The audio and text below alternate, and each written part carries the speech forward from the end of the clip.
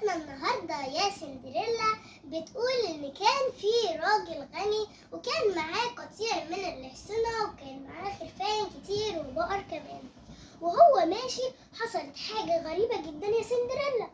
كان في حفرة ووقع فيها حصان من الأحصنة بتاعته والراجل اتضايق. بس الراجل ده يا صحابي كان بخيل مش بيحب يصرف قوي، وقال انا لو جبت معدات او جبت ناس عشان تطلع معايا الحصان هصرف كده فلوس كتير قوي، انا مش عارفة اعمل ايه. خلاص انا معايا احصنة كتير يا سندريلا، فمش لازم الحصان ده، انا هدفن الحصان ده وخلاص ربنا يعوضني.